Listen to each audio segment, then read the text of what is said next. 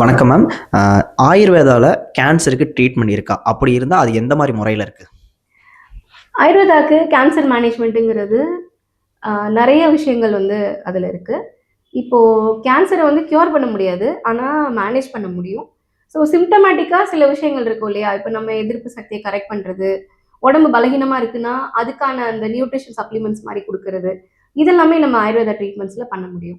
அத விட ரொம்ப ரொம்ப முக்கியமான ஒரு விஷயம், ஆயுர்வேதால அந்த காலத்திலேயே கேன்சர ட்ரீட் பண்றதுக்கு ஃபாஸ்டிங்ன்னு ஒரு விஷயம் வந்து சொல்லியிருக்காங்க.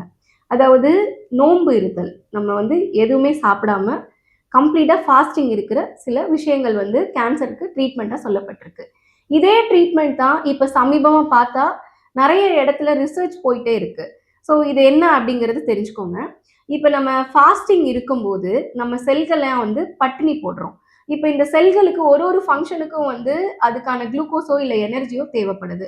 அப்ப இந்த செல்கள் பட்டினி கிடக்கக்கூடிய இந்த செல்கள் வந்து என்ன ஆகுது அப்படின்னா, அந்த செல்கள சுத்தி இருக்கிற இர்ரெகுலர் சைஸ்ல இருக்கிற செல்களோ, அல்லது வேஸ்ட்டா இருக்கிற டெட் செல்ஸோ, அல்லது கேன்சர் செல்ஸையோ வந்து என்கல்ஃப் பண்ணி, அதாவது அப்படியே அத டிஎன்ஏவ கரைச்சு விட்டு என்கல்ஃப் பண்ணி சாப்பிட ஆரம்பிச்சுரும். அதனுடைய எனர்ஜிக்காக.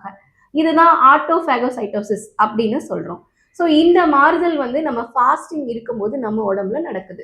இது வந்து நம்ம உடம்பே நம்ம சுத்திகரிக்கக்கூடிய ஒரு மெத்தட். இது ஃபாஸ்டிங்ல மட்டும் தான் நடக்குது.